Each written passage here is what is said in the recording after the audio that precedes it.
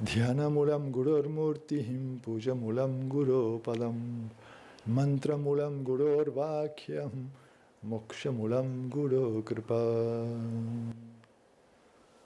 Om namo brahmadivyo brahmavidya sampradaya kartabhyo vamsharishibhyo gurubhyo namaha. Om shanti shanti shanti om. Sadgurunath Maharaj Ki Jai. Ya que el título es el Dharma Eterno Hoy, esto presta a ver cómo somos capaces de vivir este Dharma Eterno en nuestra vida, en nuestro mundo, en este mundo externo bastante caótico, en esta sociedad. ¿Cómo podemos vivir con estos valores elevados? Primero, en el absoluto, en Brahman, no hay Dharma ni Adharma. En lo real no hay Dharma, ni tampoco Adharma, porque son dos contrarios. El Dharma pertenece al mundo de la manifestación. En la manifestación hay un orden. En aquello que es inmanifestado, trascendente, más allá de causa y efecto, que Dharma. Si recordáis, los que conocéis las Upanishads, esta pregunta de Nachiketa en la Katha Upanishad, este chico joven de 16 años que está con Yama, este gran conocedor, le dice: oh Yama, háblame de aquello que está más allá del Dharma y del Adharma. Entonces, primero esta clarificación, no vamos a hablar del absoluto, vamos a hablar de una vez este absoluto se manifiesta y toma la forma, él mismo toma la forma de la creación, de la manifestación, toma todos los miles de millones de cuerpos, mundos, planos, son él, porque no hay otro. En esta manifestación hay, en lenguaje védico, un ritam. Un ritam es un orden cósmico, que hace que haya unas estaciones, que los planetas giren adecuadamente, que las galaxias se muevan, que el universo se siga expandiendo hasta que llegará a un punto límite y empezará a retroceder y a llegar ¿a qué? A fundirse en el bindu, en un punto primordial donde todo se disolverá. Este es el gran ritmo, el gran ritam de cifras de años impensables, al menos para mí, miles de millones de trillones, en todos estos procesos de manifestación y disolución. En este momento, los hindúes saben cuál es el Brahma que está gobernando, que está guiando esta fase de la manifestación, cuál es el Manu, que es como el padre de la humanidad de este periodo. Todo está, estos rishis no sé cómo, pero tenían esta visión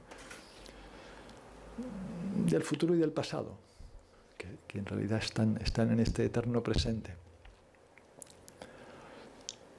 Este ritam, este orden cósmico, cuando hablamos del ser humano, se convierte en dharma. La acción que es adecuada, la acción que es armónica, la acción que causa el mínimo de caos, el mínimo de violencia, que es la acción adecuada en cada momento. Entonces el dharma, estamos hablando del hinduismo, no son 10 mandamientos y ya está, no. El Dharma depende del lugar, de la persona, del momento, de la situación. Si hay algo complejo, si hay algo cambiante, si hay algo vivo, es el Dharma. Tenemos un texto como el Mahabharata, donde la esencia de este gran libro, de estos volúmenes del Mahabharata, es este Dharma, en situaciones a veces críticas, complicadas. ¿Cuál es la situación? La acción adecuada en cada momento. Los textos dicen que el Dharma es el soporte del universo. Sin Dharma, el universo no tiene soporte. El contrario del Dharma es caos. El caos es esta fuerza oscura que destruiría no solo la sociedad, sino destruiría la tierra, el mundo. Entonces, En toda la manifestación hay este baile entre Dharma y caos. El caos tiene fuerza. Estamos en el mundo de los contrarios. El Dharma existe porque hay una Dharma. Y el Dharma existe porque hay un Dharma. No estamos en el absoluto, estamos en el mundo manifestado. Entonces el yogi es aquel que intenta vivir el Dharma tanto como sea posible. Por supuesto, hay en cada momento, en cada época, hay lo que se llama un kala dosha. Kala es el momento, el tiempo, y dosha es una mancha. Hay una mancha del momento, de las situaciones externas con las que te encuentras. Hay gente que trabaja, pero hay gente que tiene la suerte o la mala suerte, yo diría mala suerte, de trabajar en un banco. Pero igual tiene 4 niños y no puede dejar su trabajo. Entonces, hay personas que en este mundo, basado en la usura, hay pocas opciones a veces, ¿no? Hay que ser muy fuerte y decir, no, yo y mis niños vamos a la montaña y no trabajo por ninguna de estas instituciones destructoras. Pero hace falta mucha fuerza, no todo el mundo tiene esta capacidad de hacerlo así. Esto es el Kala Dosha, es una mancha que pertenece al tiempo actual.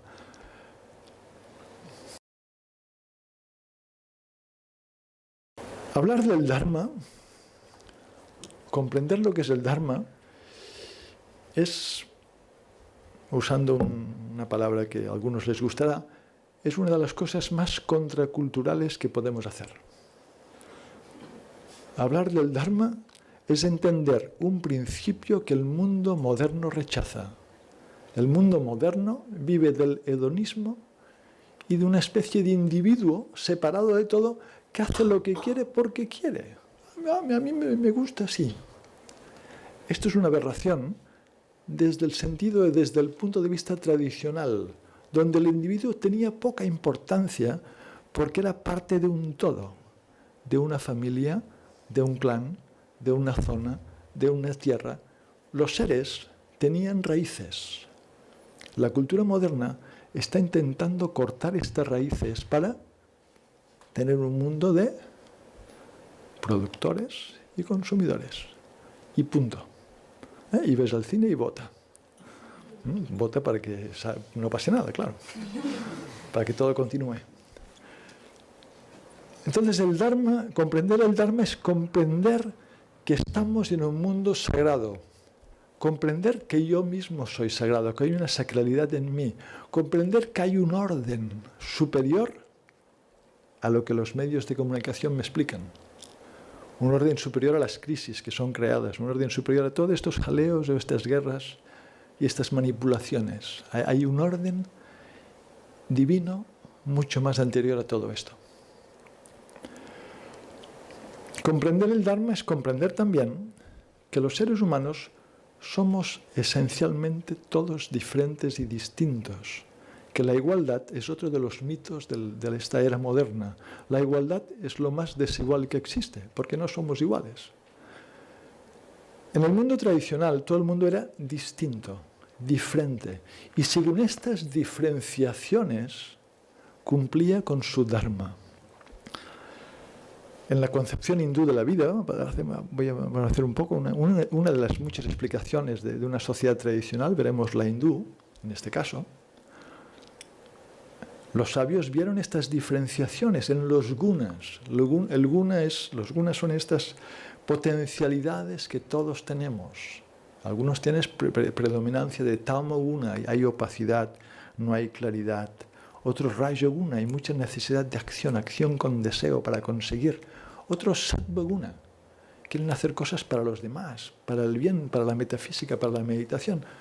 Esto no depende de uno, no es una decisión personal, es un poder que está en nosotros, porque somos diferentes. Ante esta observación, estos antiguos sabios dijeron, bien, pues intentemos hacer una sociedad basada en estas potencialidades del ser humano. En lugar de decir, no, todos somos iguales, la misma educación, el mismo... Esto es muy duro para muchas personas, aunque nos digan que no. Dicen, de acuerdo, aquel que tiene esta mente sádvica, que sirve para el estudio, para la contemplación, que sabe vivir con muy poco, le llamaremos Brahman, que se dedique a esto, a los rituales, a la comprensión, al estudio de los textos, a transmitirlos, que vaya por las casas y enseñe el Dharma. Esto le llamaremos Brahman. Hay otro tipo de personas que le llamaron Kshatriya.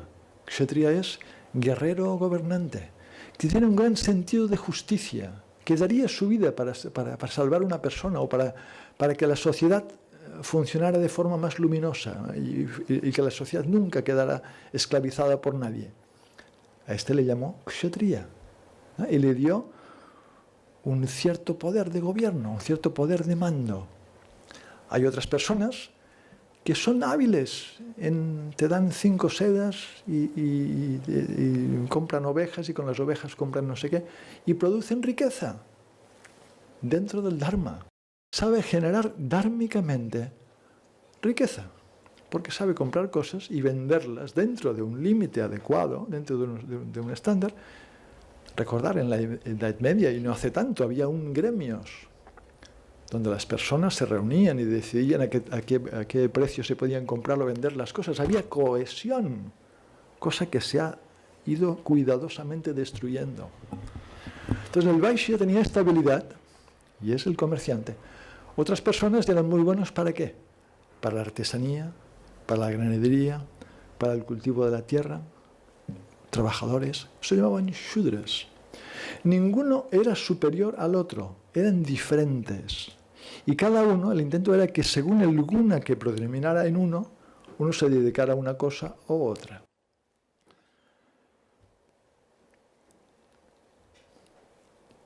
Todo esto dentro de lo que llamamos purusharthas. Los purusharthas, la vida tenía un sentido, no el sentido que cada uno lo quería dar, sino que tenía un sentido para una sociedad. ¿Cuál era el propósito de vivir? Lograr ¿qué? Moksha, lograr la liberación. La vida era una pequeña ascesis, era pasar de un estadio a otro para seguir aprendiendo, para seguir ascendiendo. Y había un primer estadio que se llamaba el estadio de Brahmachari, el estadio del joven o la joven que iban al Gurukula, cuando tenían ya entre 6 y 10 años los padres. El padre tiene un excesivo amor emocional por el hijo, entonces esta gente observó que era mejor si le enseñaba a un maestro, si iba a otra casa. No solo aprender allí con su pupitre, no, era parte del kula, parte de la familia del gurú. Y allí, por supuesto, cortaba hierbas y cuidaba las vacas y ayudaba en la cocina. Y también le enseñaban el Dharma, le enseñaban los textos, le enseñaban una forma de vivir. Le enseñaban, sobre todo, una palabra que oímos muy poco y en el periódico nunca la leemos. Le enseñaban a vivir en cosmovisión. Darse cuenta que uno es parte de un universo sagrado, que hay un ritmo, un orden. Y uno es parte de este orden. Y que cada acción que hace o deja de hacer es parte de este orden divino. Primera fase, el brahmachari o brahmacharini, con el maestro, aprende, regresa a casa. Segundo estadio, grihastha. Se casaba. La familia era algo muy importante, otra de las instituciones que se está no bombardeando más. Algo más duro que un bombardeo, ¿qué es? Torpedeando. Torpedeando, pero mucho más. Una institución que se está aniquilando por todas partes, que es lo que ha dado la cohesión a la sociedad indoaria durante miles de años. Porque es la familia que ha guardado unos valores. No hablo de la familia pequeña burguesa, esta familia no tiene ningún sentido. Hablo de la familia que vive con unos valores y transmite cuidadosamente estos valores a su hijo o a su hija. Una forma de vivir, una comprensión.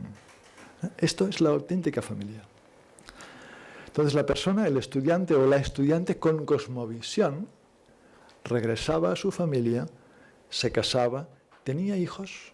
No había este miedo temeroso que tiene la gente hoy día de tener hijos o de tener una relación real. No, bueno, estoy con este, estoy con otro, pero no sé hasta cuándo. La gente se comprometía, porque sabía que la vida no era un festival, la vida era un compromiso, era un entrenamiento, había una austeridad. Hago esto y me comprometo a esto.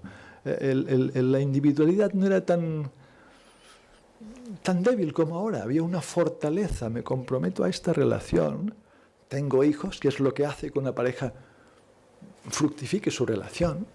Esta era la vida, una vida de entrega. Y el grihasta, la persona casada, generaba riqueza, generaba abundancia para la sociedad.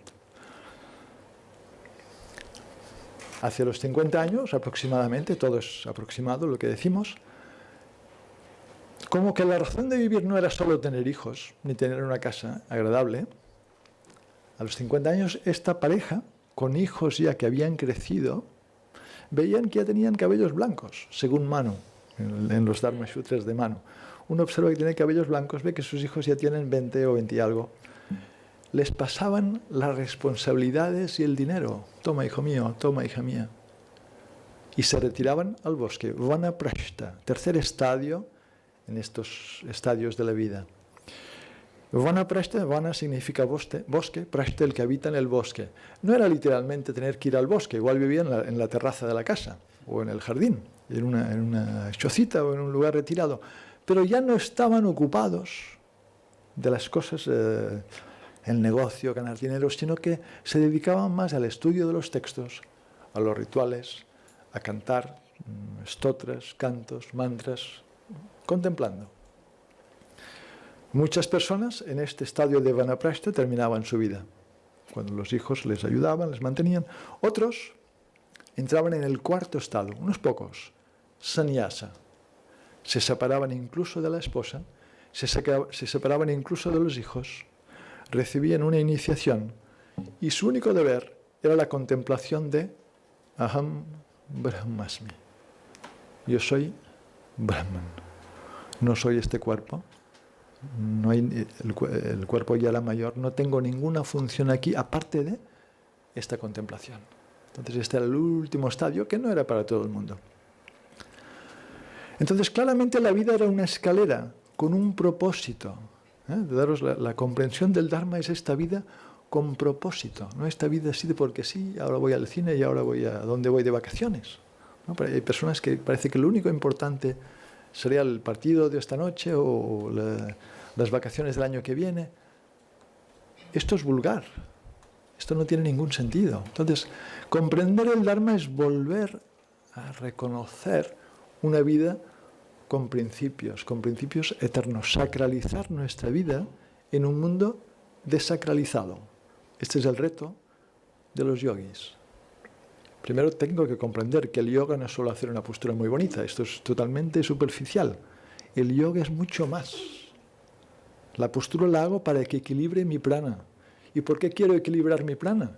Para que se calme mi mente. Y cuando tengo la mente calmada, ¿qué ocurre?